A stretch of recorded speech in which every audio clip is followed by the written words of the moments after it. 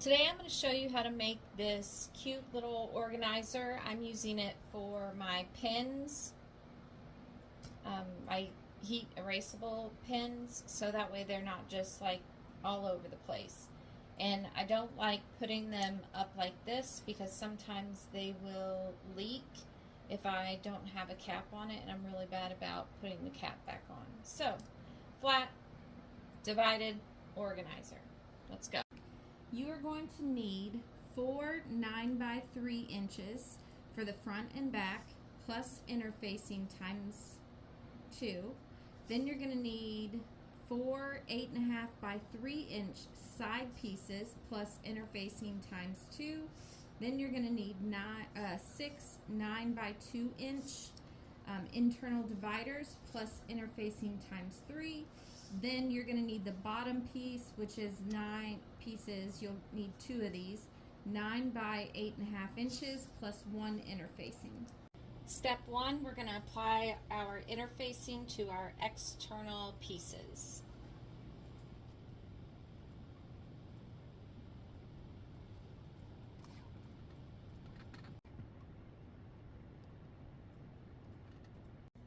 We are going to take our internal dividers and we're going to lay them pretty sides facing.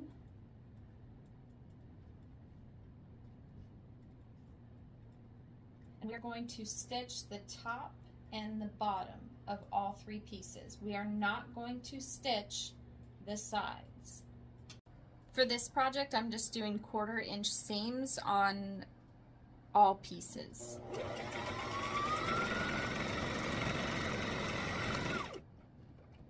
Now you just turn those pieces right side out.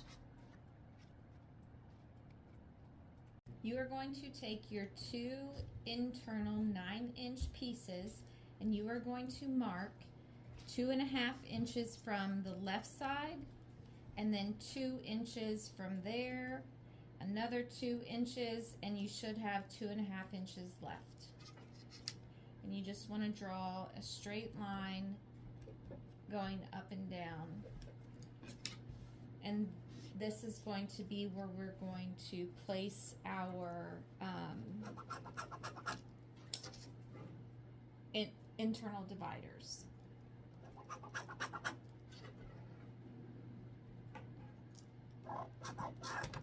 Now take your divider pieces that you just sewed and you're going to mark 1 centimeter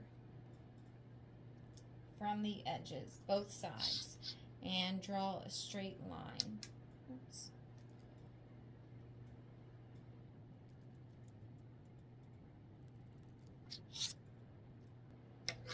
Take your interior piece and on the far right side you are going to line up your lines that you drew, and you're going to place it about 2 centimeters from the bottom.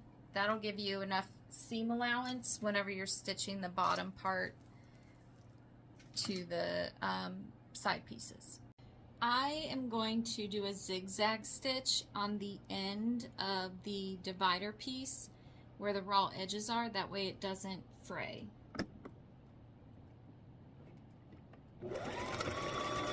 Do the same thing to our next divider piece. Line it up and stitch it on.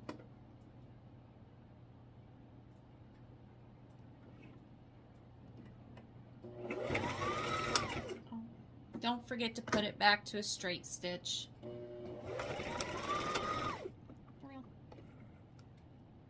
And then same thing with the last piece.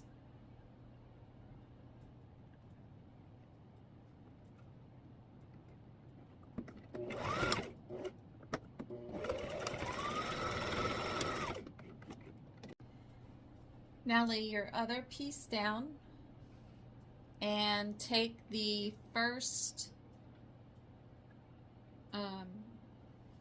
divider piece and you're going to lay that on top of your line,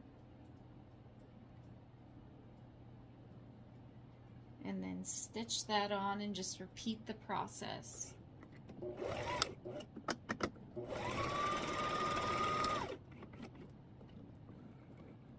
This is what you should have. Next, what we're going to do is we're going to take our side pieces, and with pretty sides facing, we are going to attach them to the front and back pieces like this. So we're just going to stitch a straight line. Take your bottom piece, which is the 9 by 8.5, and you are going to stitch that along the bottom part of the caddy. Just make sure that you have it facing the right way, because one side is very close in length to the other side, 8.5 by 9. So just make sure that it fits.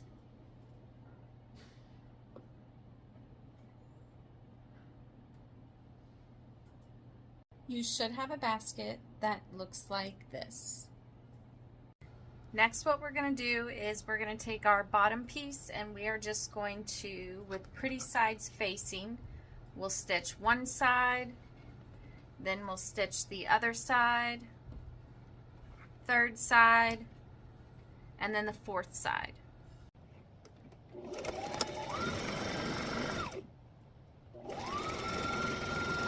Once I stop the side, I'm opening up that flap, and then I'm going to line the next piece up with the raw edges on the next side, and then I will just stitch down the line starting at the seam of the piece that I previously sewed.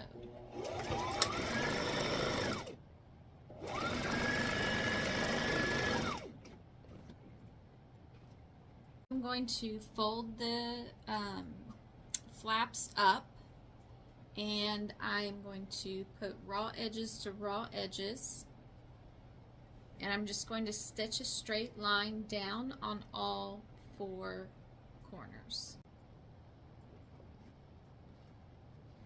Now turn your external piece right side out,